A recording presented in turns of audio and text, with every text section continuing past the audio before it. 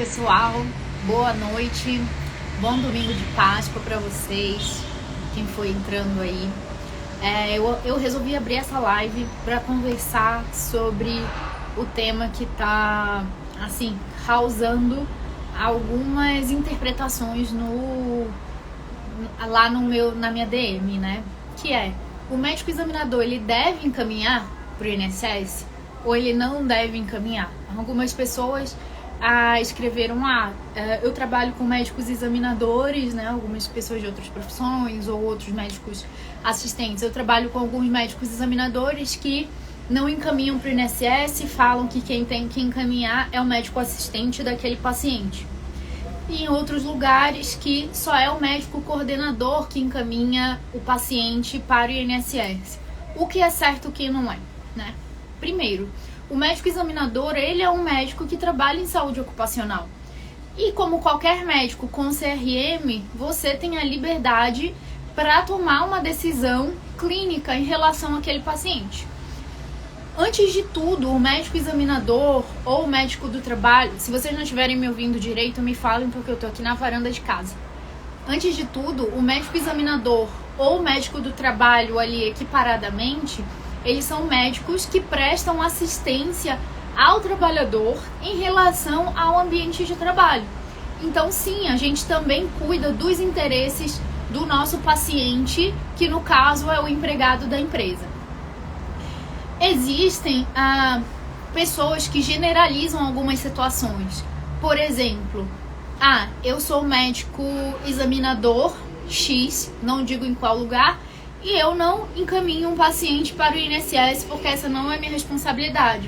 A responsabilidade de saber se o paciente está bem ou não para continuar trabalhando é do médico assistente, certo? Mas, gente, depende do ambiente que você tá. Por exemplo, se você tá numa empresa que você é um médico contratado para cuidar da saúde daqueles colaboradores, você tem sim o direito e digo mais, você tem o dever de fazer o encaminhamento de um paciente para o INSS, tá? Porque você tá fazendo a interface ali entre a saúde e o trabalho. Então sim, se você é um médico examinador numa empresa, você é um médico contratado CLT ou PJ e você trabalha como um médico de saúde ocupacional, independente se na sua carteira tá médico examinador ou médico do trabalho, você pode e você deve encaminhar o seu paciente para o INSS caso você julgue que é necessário. Eu sempre vou encaminhar meu paciente direto para o INSS? Não necessariamente, né? Você tem que fazer o juízo crítico daquela situação de saúde do paciente. Por exemplo, eu tenho pacientes que são pacientes psiquiátricos, vamos dizer, que são pacientes que vêm tratando, vamos dizer, um transtorno de ansiedade ou um transtorno misto ansioso e depressivo, e naquele momento ele se apresenta fora de uma crise aguda e fora de um quadro mais grave, um quadro psicótico, um quadro com alguns sintomas um pouco mais exuberantes e importantes que fariam com que ele fosse inapto temporariamente para o trabalho. E eu preciso que o médico assistente daquele paciente me dê mais informações sobre como vem estando a evolução do tratamento daquele paciente, sobre os tipos de tratamento que ele vem fazendo, sobre o prognóstico da doença. E aí, o que eu faço como médica do trabalho? Eu vou logo encaminhar meu paciente para o INSS sem ter certeza que realmente ele está com um quadro que vai se estender por mais de 15 dias, que vai precisar de um tratamento mais específico e que pode estar sendo agravado pelo trabalho? Não, eu vou mandar um relatório para o médico assistente do meu paciente, o médico psiquiatra nesse caso, perguntando algumas informações que vão me ajudar na decisão, né, daquele afastamento. Então eu vou perguntar há quanto tempo o paciente vem tratando, quais são as medicações que ele está tratando, com as quais ele está tratando, qual o prognóstico de saúde daquele paciente, qual o plano terapêutico além do que ele já está tratando. E aí eu vou interpretar, caso o médico assistente não sugira já um afastamento, já não deu o atestado de 60, 90 dias, seja lá quantos dias ele considere, eu vou interpretar se aquilo, em relação ao trabalho dele, é uma inaptidão temporária para o trabalho. Se eu interpretar que é uma inaptidão temporária para o trabalho, eu posso e devo fazer um relatório a partir daquele relatório do médico assistente. O que acontece muitas vezes é que o paciente já vem com o relatório do médico assistente no médico do trabalho, que já vem com um atestado e já vem um relatório sugerindo um afastamento das atividades. Lembrem-se que existe uma hierarquia para um afastamento de atividades do trabalho. É claro que o paciente pode já ir direto para o INSS com o relatório do médico assistente, mas ele pode vir até você para que você avalie. Algumas empresas, elas solicitam, e é direito da empresa também, que solicite que o paciente venha até o médico examinador para que seja avaliada aquela questão de saúde. E a hierarquia é, se o médico do trabalho avaliou aquele paciente e considera que ele... Desculpa, pessoal. E considera que ele não tem uma inaptidão temporária para aquele trabalho, ou ele considera que ele pode fazer uma restrição temporária no trabalho e que ele, se manter trabalhando, não vai piorar a doença, não vai incorrer em risco a ele ou a terceiros, o médico do trabalho tem direito a desconsiderar aquele atestado e aquele relatório do médico assistente e manter o trabalhador no trabalho e vice-versa. O médico também pode avaliar aquele relatório do médico assistente, que às vezes não encaminha nem sugere um afastamento, e considerar que o paciente sim precisa de um afastamento do trabalho. E aí ele vai fazer um relatório descrevendo o quadro anterior do paciente, a história, né, no caso da doença, o tratamento atual e, de preferência, e muito importante, que é para isso basicamente que o médico do trabalho também serve, que é descrever a questão do histórico ocupacional, tá?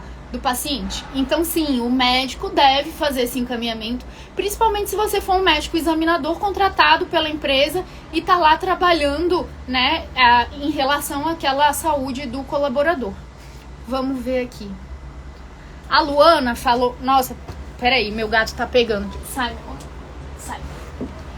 A Luana falou: eu sou examinadora de uma empresa na minha cidade e eu encaminho sim pro INSS. Muito bem. Ela é examinadora dentro de uma empresa e ela faz o encaminhamento pro INSS dentro da necessidade. É isso que a gente quer comentar, né? Algumas pessoas comentaram assim na DM: eu trabalho com médicos examinadores que acham que é o médico assistente que tem que encaminhar. E não é muito bem assim que funciona, né? Eu vejo que existe um medo dos médicos que trabalham em saúde ocupacional e não têm tanta experiência, são inexperientes, são médicos que estão começando, um medo de fazer o encaminhamento, de assumir aquela responsabilidade em relação a encaminhar alguém para o INSS, né? O medo de consequências jurídicas, né? Mas o que a gente assume em qualquer prática médica, independente se for na medicina do trabalho ou em qualquer outra especialidade, a gente assume a nossa decisão clínica. Então, se na sua decisão clínica, se na sua avaliação técnica, o paciente ele precisa desse afastamento para que tenha uma melhora do quadro, então você está assumindo isso, você tem que fazer. Não tenham medo de assumir uma posição técnica, clínica, em relação ao estado de saúde de um paciente, né? A gente não tem medo de dar um atestado quando um paciente está com diarreia, por exemplo, que inabilita ele de ir para o trabalho, certo? A gente não tem medo de dar um atestado para um paciente que está com uma erisipela importante e não vai conseguir trabalhar até que melhore. Então a gente também não pode ter medo de fazer um julgamento clínico ali para o paciente naquele momento. Eu sempre avalio os atestados, Luana, sempre avalio os atestados dentro de 2 meses e que tem CIDs que somam numa imensa patologia. Se passar de 15 dias, eu afasto. Eu não entendi direito, mas, Luana, numa mesma patologia, sempre avalio os atestados dentro de 2 meses e que tem CIDs que somam numa mesma patologia e se passar de 15 dias eu afasto. Isso aí é uma questão de legislação, né? Então, o que é um paciente que vai afastar para o INSS? Paciente que tem CID, que tem um atestado de mais de 15 dias do mesmo CID, afasta automaticamente.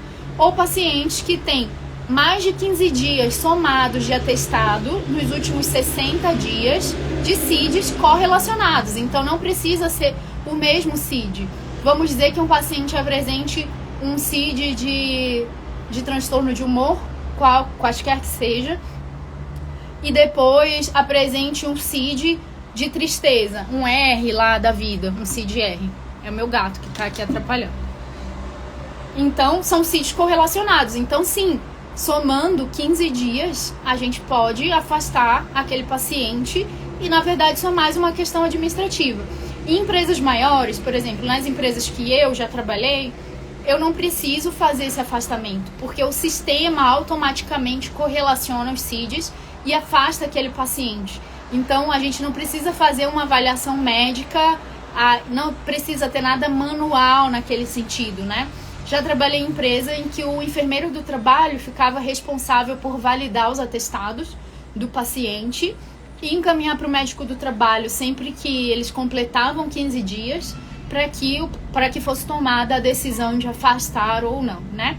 Em empresas grandes, assim, com alguns milhares de funcionários, a gente não faz essas avaliações manualmente porque é impossível, né? Então, a gente normalmente... o sistema já encaminha o paciente automaticamente, tá bom? Vamos ver. Isso, a Luana, isso, CIDs correlacionados. Me falem aqui se o barulho tá muito alto, porque eu tô com a impressão de que o barulho das motos tá muito alto e não tá dando pra escutar direito. A Milkeia falou assim, 2 meses de qual? Dos CIDs correlacionados? Então, é o que eu acabei de falar, né? O que a legislação diz? Se você tem CIDs correlacionados que somam 15 dias e que esses atestados tenham sido emitidos nos últimos 60 dias, aí sim, o paciente é afastado automaticamente para o INSS, né? Eu acho que foi isso que a Luana quis dizer, tá bom? Então eu quis vir aqui mais para comentar essa questão da liberdade que o médico, principalmente o médico que trabalha para uma empresa especificamente, tem de encaminhar os seus pacientes para o INSS e para que a gente não generalize as situações, né? Porque o médico que trabalha numa clínica não tem a mesma autonomia, o mesmo tempo, a mesma possibilidade de avaliação do ambiente de trabalho que um médico que trabalha dentro de uma empresa e conhece os postos de trabalho, conhece o funcionamento da empresa, tem acesso ao PCMSO, né? Então a gente tem que ter um pouquinho de cuidado quando a gente generaliza as situações. Sempre que eu vou fazer encontros ao vivo de mentoria, eu tenho esse cuidado de a gente começar avaliando qual é o ambiente que a pessoa está inserida, que o médico está inserido, porque a realidade muda completamente quando você trabalha numa empresa ou você trabalha numa clínica de saúde ocupacional, quando você trabalha numa pequena empresa, numa média empresa e quando você trabalha numa grande empresa com risco ocupacional ali alto, né? Então, a gente não pode generalizar essas situações, tá bom? Então, obrigada por estarem aqui. Eu quis abrir aqui a live pra gente discutir isso. Todas as dúvidas que vocês tiverem a mais, que a gente puder abrir live, mandem lá no DM que a gente vai conversando aqui, tá bom? Beijão!